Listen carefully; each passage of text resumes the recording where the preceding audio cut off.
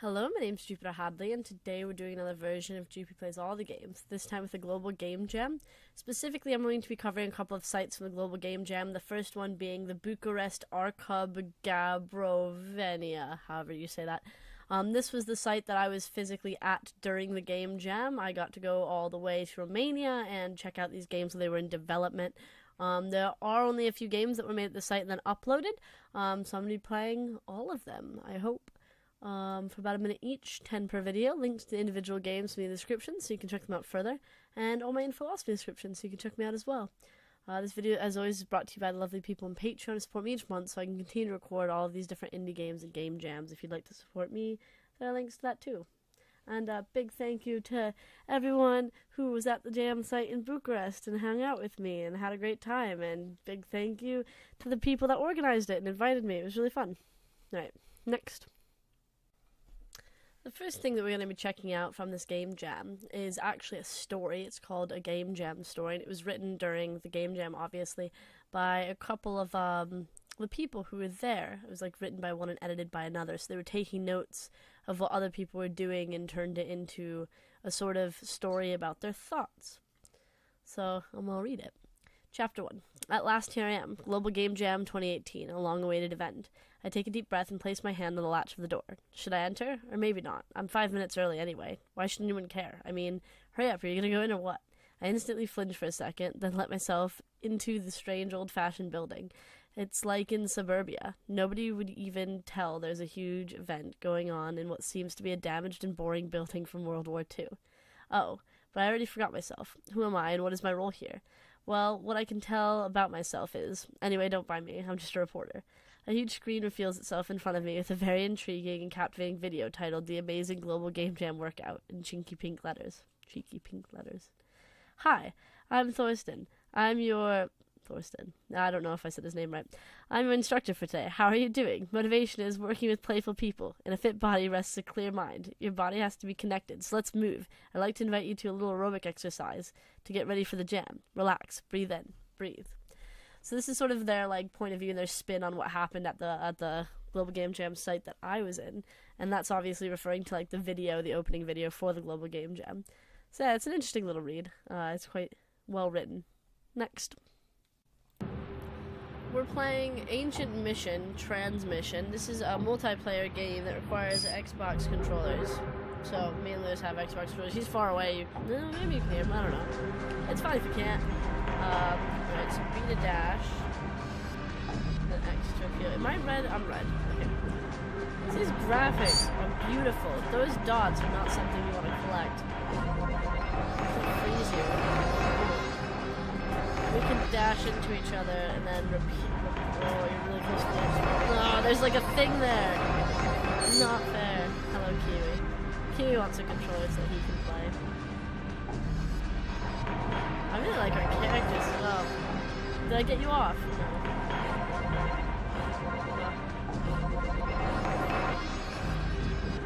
You like a little glowing thing above your head.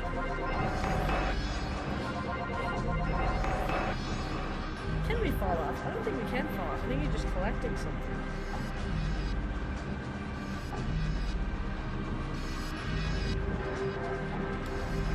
I like the movement in the ground. It makes it more challenging and just more fun.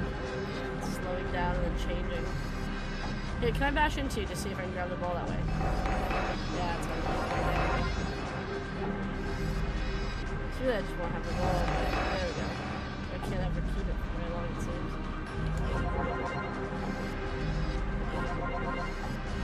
Next.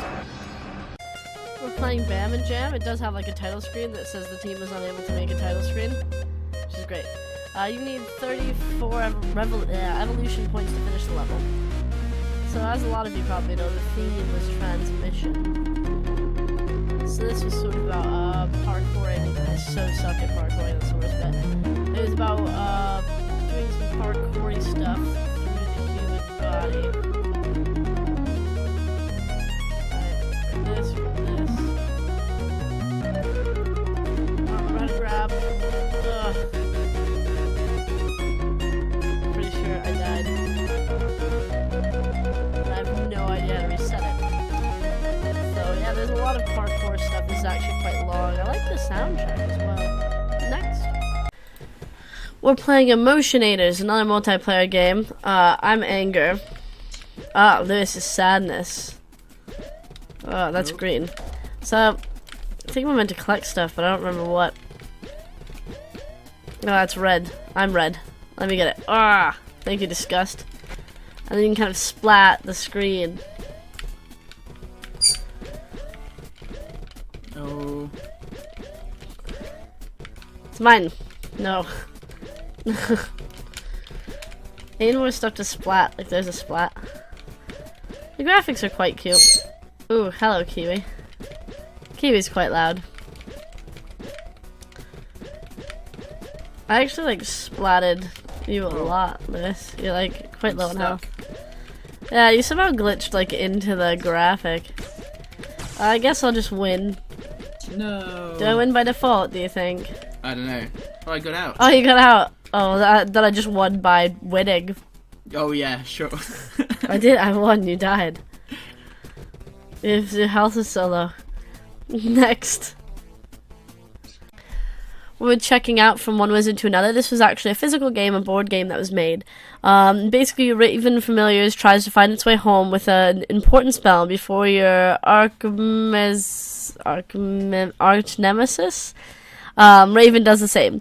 Coordinate your efforts with your wizard partner that is sending you this very important spell to safely guide your precious Raven home through the cursed mist while avoiding obstacles along the way and the sabotage attempts of your arch nemesis. But beware, you cannot use your own eyes to do so, as the enchanted mist makes it impossible for anyone to see anything in this fog. Instead, you must rely on your partner's transmission and guidance to use his resources and play them as your own, while he does the same. So it's like 2-player working together, 4-player total. There's a bunch of pictures. Here are the pictures. It's beautiful. Like the board that they had and everything. Like this board. It's a bit cut off, but you know, look at this. Look at this. It's beautiful.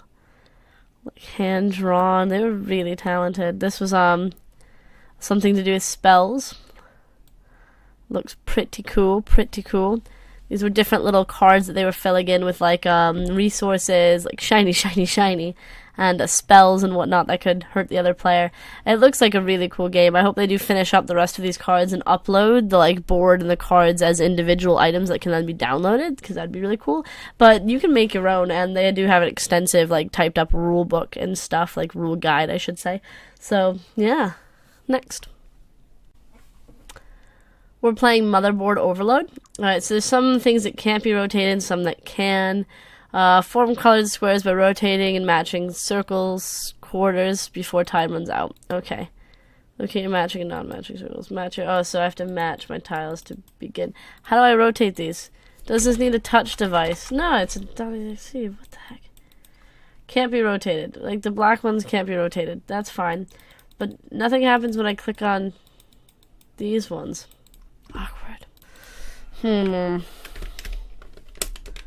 don't think I need a controller. That wouldn't make sense. Can be rotated. It physically won't let me rotate the can be rotated ones. This is like a little matching game. It was pretty cool. I like the graphics very much. These little motherboards. I think it's a cool idea. If only it would actually work. I don't know. I'm just assuming you click and drag. Which I'm doing. I'm clicking and dragging this one that way, since you can't see my mouse. Just so you know. And this one that way. Yeah, it's just not working. Next. We're checking out another board game. This one was called Naked at the Lake. So this was a board game that's themed around having sex with loads of people in different areas and trying not to get as many STDs as you can, or to cure your STDs, basically. The developers haven't uploaded a rulebook, but they've uploaded like screenshots and pictures of all of their cards, as well as card backings. So these are the different characters that you could pick. And there's like a picture of the board actually on the page. So like this was the house board, and there are different rooms. There's like a car, there's a lake, there's bedrooms, there's a kitchen, just loads of different rooms. And if I remember correctly how you played, it was just around like taking turns and then deciding where you wanted to go, who else was there, and using different abilities. So, like, each of these characters have different abilities. So, like, the nerd has +2 mojo even if he's in the room alone, for example. So, just stuff like that to help you have sex, I guess. These are some more characters. The rebel, change room. Okay. Oh, the hipster trades places with another character. They both have the same little kissy lips. And there's loads of diseases. Just 4 diseases, actually. Well, 6 diseases and healthy. There's different events that can happen. So there's like a little events deck. So the bathroom's closed. Pillow fight gone wild. Bed is destroyed. It's bedroom closed. So just stuff like that. There's a whole nother list of events. There's your medical records to see what you currently have and what you've gotten rid of, I suppose. And these are just some different tokens of how much mojo you have. Yeah, no. It was a pretty funny little board game, and their presentation was really good. Next.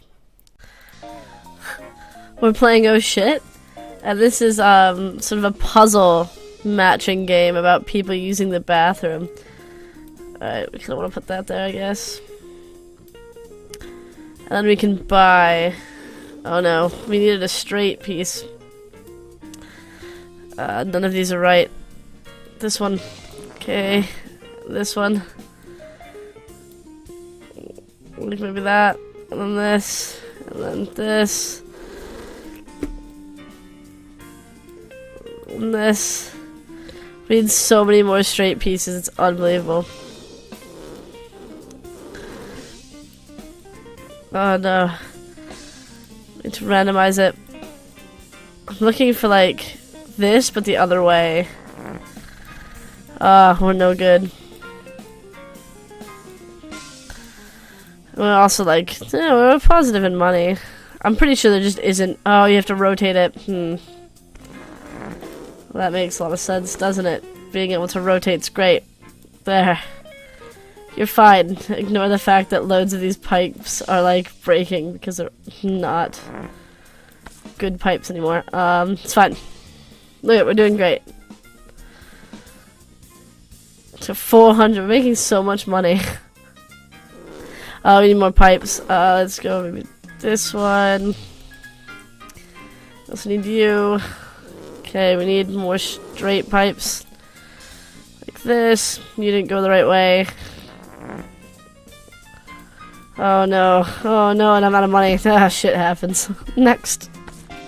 We're playing Once Upon a Skype call, which I don't think works. Based on the fact that I can't hit the start button. This, I like, tried to play at a smaller screen size and it was just as cut off. This is like the largest screen size I can play it at, it's still cut off. But this was like a really wonderful game where you were basically trying to move a can so that it was, so the string was taut but it was also in the area that it needed to be in so you could make a call.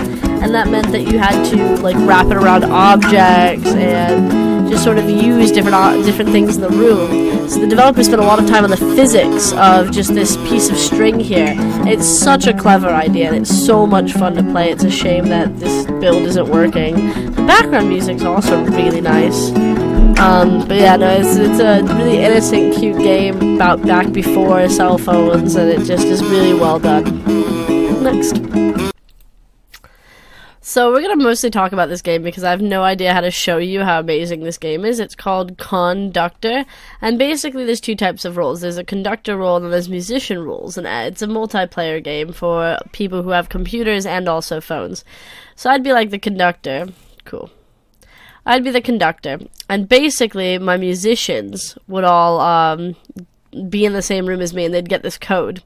And I'd see on my screen, I don't have 3 phones to sort of connect with, I would see on my screen which musician needed to play what. There's 3 different types of musicians.